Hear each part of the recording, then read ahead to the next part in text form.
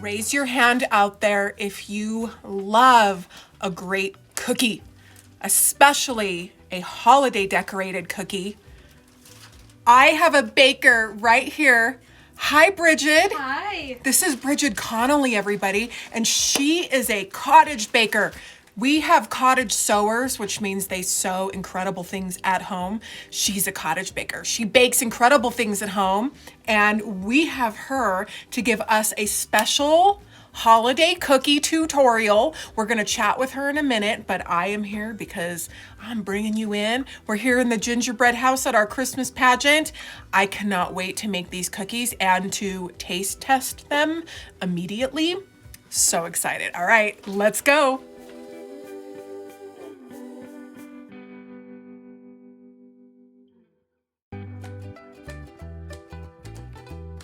Here in the Gingerbread house. Yep. And you brought your wonderful supplies I have here. my spread. What do we have, girlfriend? So this is the sugar cookie that, are you going to supply the recipe for them, or do we We'll post it in the comments. Yes. Okay, great. And where did you find the recipe? So this is from Sally's Baking Addiction. Sally's Baking Addiction. A wonderful baking Yes. blog. And this cookie holds up. It holds its shape really well. So we just did round cookies. So you could do this with a cup or any round cookie cutter you have, but this also works really well with any festive cookie cutter, a star or tree. Yeah. It doesn't, spread. So Thank you for making it easy for us. Yes. I wanted something easy. I know. I figured this a shape that anybody could have around the Yes. house, and you can do a lot with it. Yes. So, and then this is a icing recipe. So traditionally, people will do like a royal icing when they decorate sugar cookies. That has a lot of added ingredients like meringue powder, things like that could be difficult to find. So this is a recipe that the thickener is like a corn syrup, and so it should be a lot easier to find in a supermarket.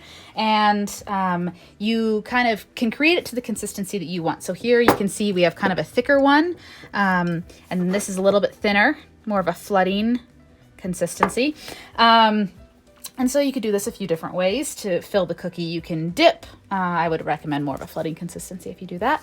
Or you can pipe a thicker rim and then flood it on the inside, which I'm happy to show you kind of what I do. But with that, I love the terms, piping and Yes. flooding. Okay, we're already learning. we're going to dive right in. So I'll show you what all of that means.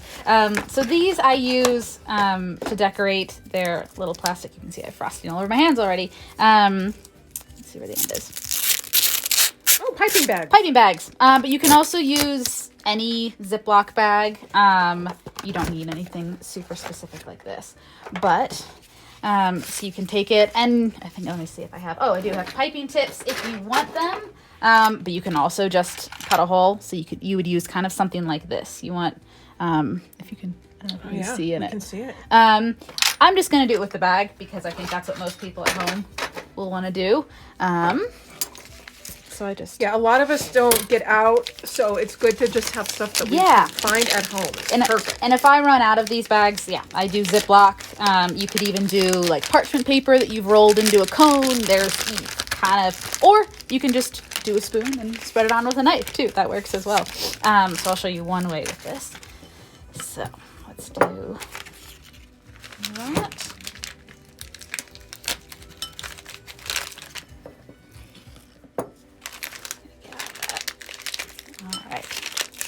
In your bag. And you want to squeeze it down to kind of minimize air bubbles, but that's comes later. And you can already see it's pretty thick, so you want to work with it and try to warm it up. And if it's too thick, that's why I have my water bottle here to just add a little bit more. Yeah, that might be. We might even have found it was too thick. Let's see how we do. Let's see. There we go. Okay. So here we've got the cookie. And so what I do is I just kind of pipe a little ring around like this. Doesn't have to be exact because you can go back in and touch it up with a knife or anything like that. But I always start with that. And then I'll go in with either a spoon or whatever you want and kind of fill it in. Oh, what a great trick. Yeah, and it holds pretty well. I'll kind of show you the consistency you want, but it's pretty easy. I like to not do a lot of dishes, So this way you don't have to dirty too many things. And let it reach the corners. Do, do, do. And then it should, if it's the right consistency, all kind of settle and set, and it won't get too lumpy. Something like that. That's great. Is that helpful? I love that. So yeah. And then this is a finished. Oh, kind of grab Once it. it dries, yeah, I love this. Kind of The version magic of this. television. This has been, I refrigerated it so it's a lot whiter. It should harden up in the next like 20 to 30 minutes. And so what I like to do is I like to kind of create the base layer for all of my cookies, and then I'll go in and decorate them later, so there isn't a lot of mixing of color and things like that. But yeah. It already looks pretty just that. yeah. Okay. So the first one we're going to decorate, we're going to do a Christmas tree. And so I have a green, this is leaf green, food coloring. And you can kind of do this. Frosting should hold up with kind of any food coloring you have. You don't need a specific base with it. So this is just the one that I use. So I'm going to, and you don't need a lot. These are usually pretty concentrated, which is awesome. It lasts you a long time. So I just mix a little bit in there. And you can already see how dark it gets. Oh, yeah. Oh, Yeah. Isn't that good color of awesome? tree green. Yes. Alrighty. And you don't need too much icing. I'm going to decorate this one that I fully iced to start. And I'm going to grab another trusty piping bag. I don't like to fill the piping bags too full because they get hard to mess with. They come out the top. You could do a little more than this, but I find it's just easier to concentrate all your work. And then with this little tree, do kind of an abstract tree, just like a little zigzag. Oop, go back over it. And that's kind of the beauty of it, is it doesn't need to be perfect. And then you can decorate it with, so I've got a few like sprinkles here. This is a neat assortment. Can you see that? Oh, yeah. You can also go through and decorate it with other colors of icing if you don't have access to sprinkles. But I just like these. I think they're very festive. And so just put on little ornaments. And a few.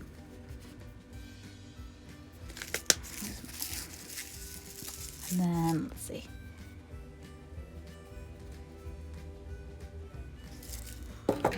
I mix and match my sprinkles a little bit. Oh, that is so cute. So I love these guys. And so actually I got a white background, so let's do like a little star, something like that. That was white on white. I would like so cute. Normally like a gold star, but that's pretty cute. So yeah, something kind of abstract like that is a good one. Let's see what else. And then I'm going to try one. I'm going to see if it holds up. So we might have to cut it if it doesn't work. But let's see if we can get a wreath. Try a wreath on this one.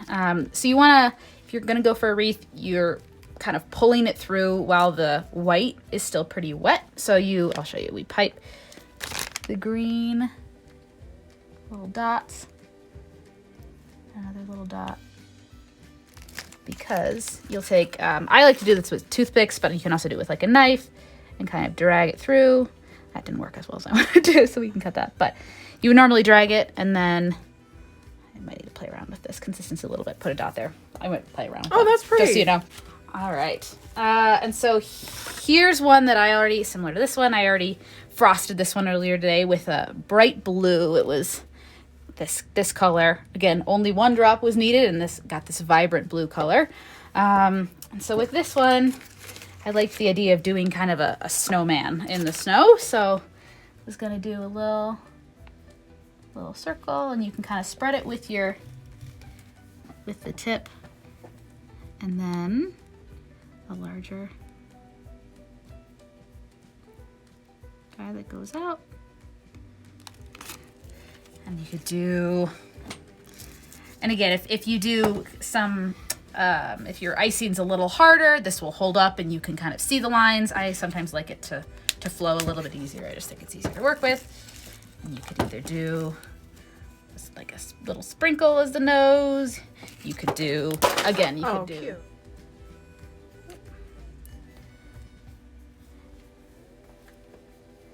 And just put little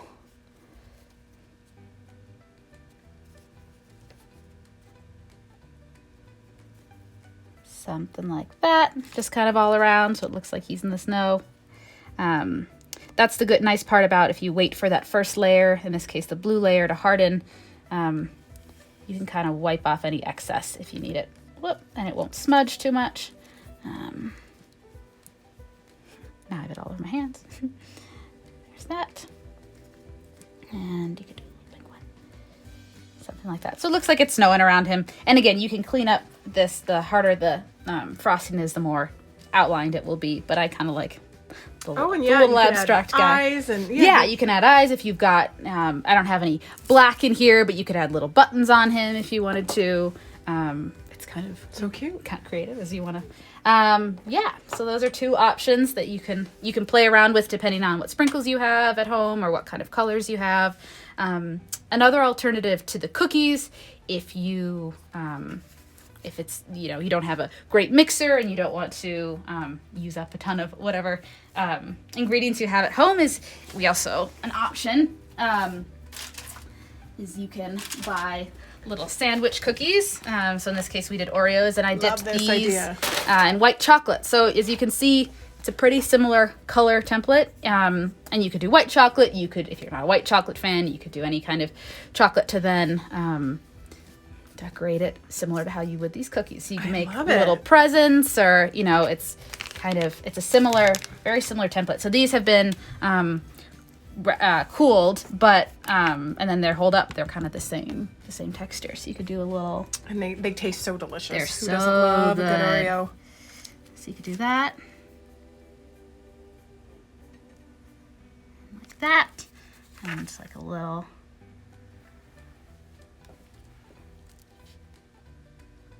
present, and you can decorate it with sprinkles, something like this. So those are it's also an alternative if you don't have the energy or feel like making a whole batch of cookies. These are also a big hit as well. I love that idea. Yeah.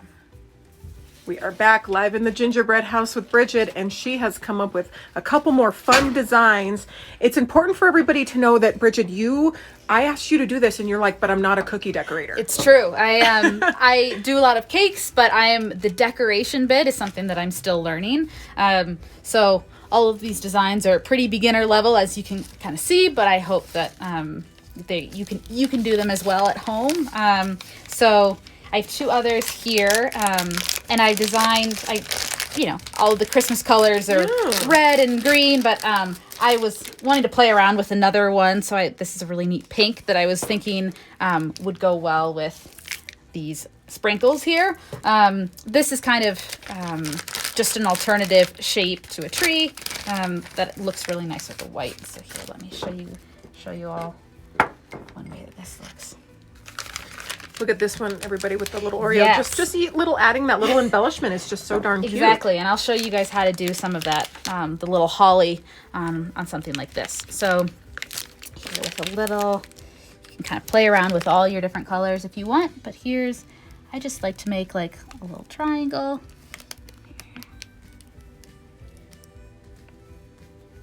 And this is where the flooding comes in. You just kind of pipe it in, and it will fill in the spaces. There you go. And like a little stem if you want it. And then if you have sprinkles at home, this is where I think it's kind of cute to kind of cover the tree in it. So I might actually do a little bit of the gold.